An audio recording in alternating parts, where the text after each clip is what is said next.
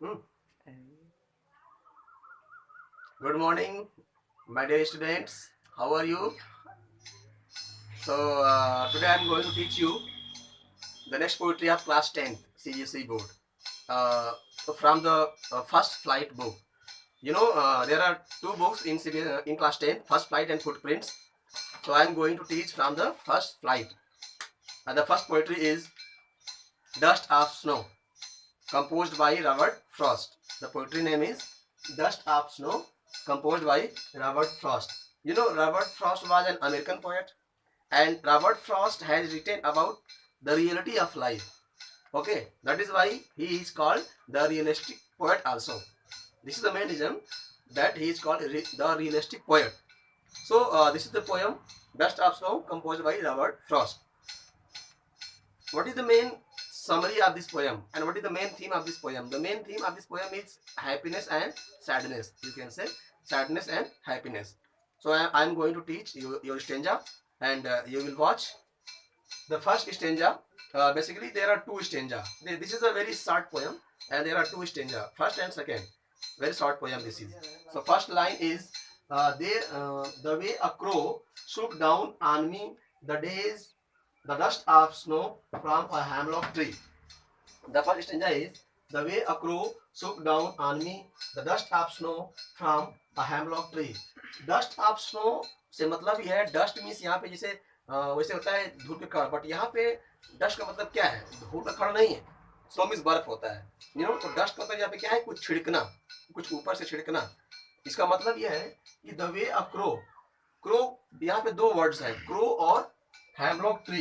यहाँ पे ध्यान दीजिएगा, क्रो और हैमलॉक ट्री इन दोनों का कंपेयर किया गया है। वैसे क्रो का मतलब क्या है? कवि जो जो रॉबर्ट फ्रॉस्ट है इस स्टेंजा में, द वे अ क्रो सुक डाउन ऑन मी, सुक डाउन मींस क्या होता है? हिलाना होता है, गिराना होता है, झुकाना होता है। कवि कहते हैं कि एक बार मैं एक हैमलॉक ट्री के नीचे बैठा था। हैमलॉक ट्री मतलब क्या होता है? अ पॉइजनस प्लांट या tree. Hemlock means a poisonous plant और ट्री। एक बहुत ही पॉइजनस प्लांट होता है, जहरीला पौधा होता है, उसे हम लोग हैमलॉक हैमलॉक ट्री बोलते हैं।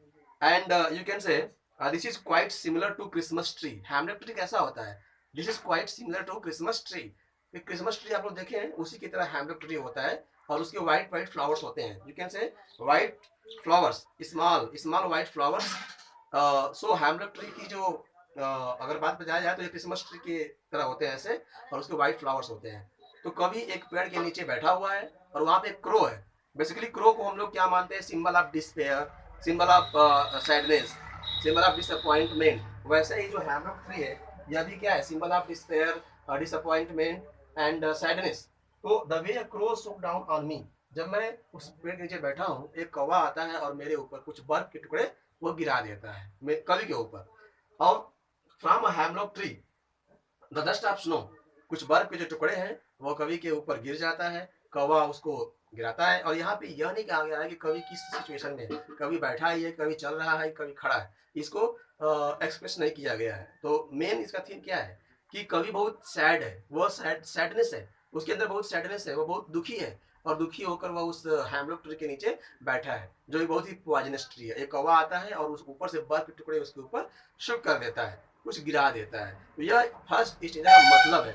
अब इसमें क्या है? इसमें कुछ लिटरेरी डिवाइसेस होते हैं। अब लिटरेरी डिवाइस में उससे पहले हम पढ़ते हैं rhyme scheme. Rhyming scheme is very essential part of poetry, and every student of English literature should know about rhyming scheme and literary device. So rhyme scheme इस पोएट्री का हम देख सकते हैं कि द वे अ क्रो सुक down on me the dust of snow from a hemlock tree. Crow का हमको स्नो से मिल रहा है यहाँ पे सिंबल, क्रो का स्नो और मी का ट्री। तो यू कैन से ए बी। यहाँ पे हम जो किए हैं ए बी और ए बी, ए का ए है यहाँ पे, मतलब पहली लाइन का हम मिल रहा है थर्ड लाइन से, और जो सेकंड का मिल रहा है फोर्थ लाइन से। मी का ट्री, फिर से मैं बता रहा हूँ, क्रो का स्नो, मी का ट्री। राइम स्कीम बेसिकली होते हैं कि जो लास्ट के जो वर्ड्स होते हैं वो मैच करते हैं। तो क्रो का स्नो, मी का ट्री, ये हो गया हमारा राइम स्कीम। राइम स्कीम आप ले सकते हैं। राइम स्कीम के बाद एक वर्ड होता है इंजैबमेंट बोलते हैं, उसको बोलते हैं ENJAMBENT। अब ये इंजैबमेंट क्या होता है?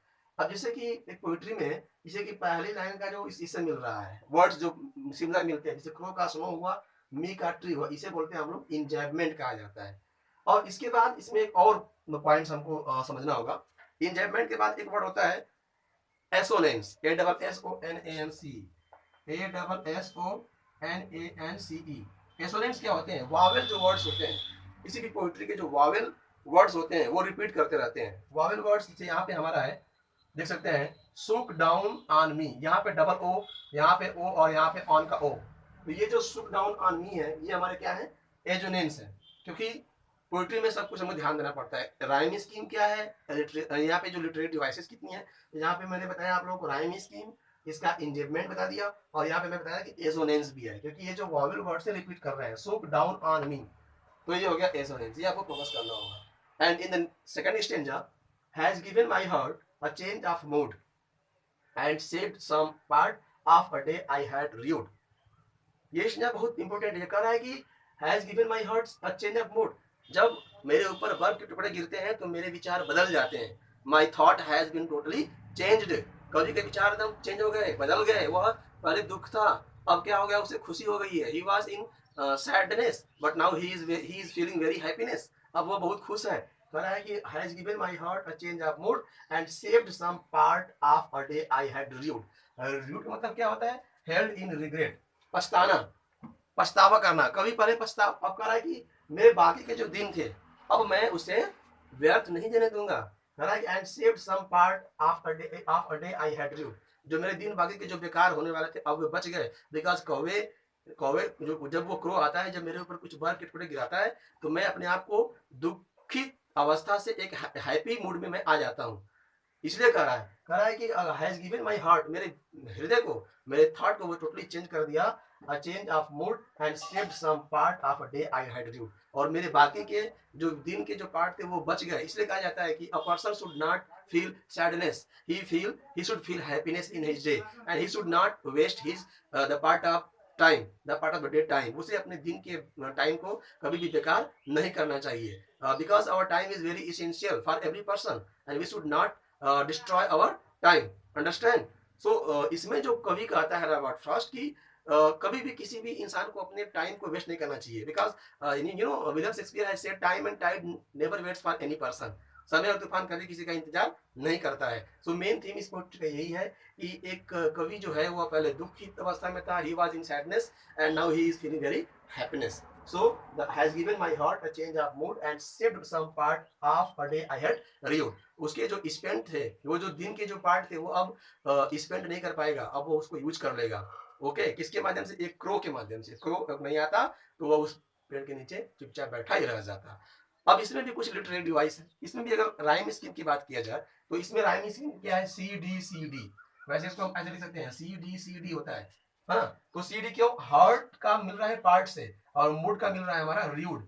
राइम स्कीम इसी कह रहा है कि has given my heart a change of mood and saved some part of a day I had rued. तो हार्ट का मिल रहा है पार्ट से और मूड का र्यूड से। मैंने अभी बताया कि जो लास्ट के वर्ड होते हैं वो मिलने चाहिए, इसे बोलते हैं कि हम लोग rhyme scheme. Okay, so heart का पार्ट, मूड का र्यूड, ये हो गया ना राइम स्कीम। इसको सीडी सीडी। अब सीडी क्यों कह रहे हैं? यहाँ पे कहेंगे सर यहाँ पे ए बी, यहाँ पे सीडी। इसका मतलब ये होता है माय डियर स्टूडेंट्स, यहाँ पे अगर ए बी है तो सुनिए, देखो क्रो का मिल रहा है स्नो से, तो क्रो, अब यहाँ पे क्या है? मी आ गया, तो ए बी, फिर क्रो का स्नो, तो ए, और फिर मी का ट्री। अब यहाँ पे क्या है? यहाँ पे हार्ट आ गया, यहाँ पे ओ आ रहा था, मी ट्री आ रहा था, यहाँ पे हार्ट आ गया यानी कि सी होगा, और यहाँ पे मूड, तो हार्ट का मिल रहा है हमारे पार्ट से, तो हार्ट का पार्ट से और मूड का रूट से, तो सी डी।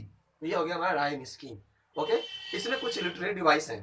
अब वो लिटरेरी डिवाइस कैसे हैं? जैसे यहाँ पे हम कर सकते हैं कि इसमें राइम स्कीम सी डी हो गया। एलिट्रेशन एक होता है, अनुप्रास अलंकार बोलते हैं, ALLITERATION, ये होता है एलिट्रेशन। इसमें कहाँ है एलिट्रेशन? यहाँ पे हैज गिवन और हर्ट, जिसमें वर्ड्स जो लेटर्स होते हैं ना पापा रिपीट करते हैं। यहाँ पे तो साफ दिख रहा है saved some and saved some part, save S और एस।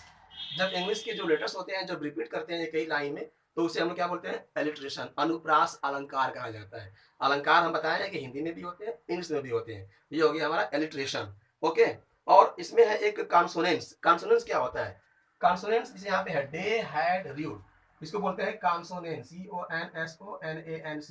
कॉन्सोनेंट्स वो होते हैं जो कॉन्सोनेंट्स साउंड से बनते हैं। किसी भी पोइट्री में कॉन्सोनेंट साउंड से अगर वर्ड्स बन रहे हैं, अगर रिपीट कर रहे हैं, उसे बोलते हैं कॉन्सोनेंट्स। तो यहाँ पे है हमारा डे का डी, हैड का डी और ड्यूड का D.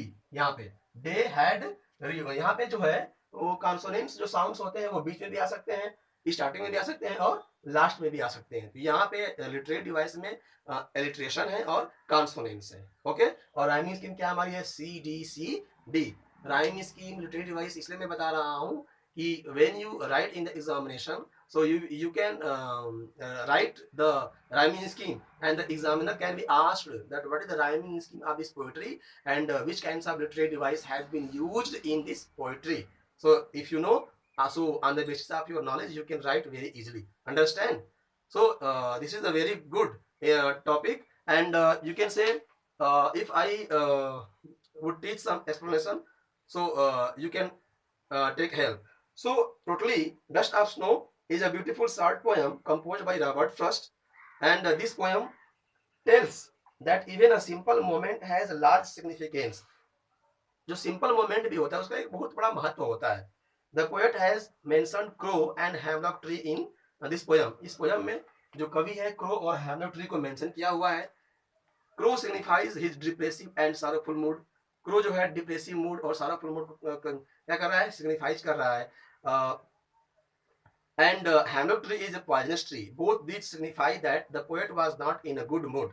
The poet was not in a good mood, and so he describes the dark, depressive, and bitter side of nature to present his similar mood.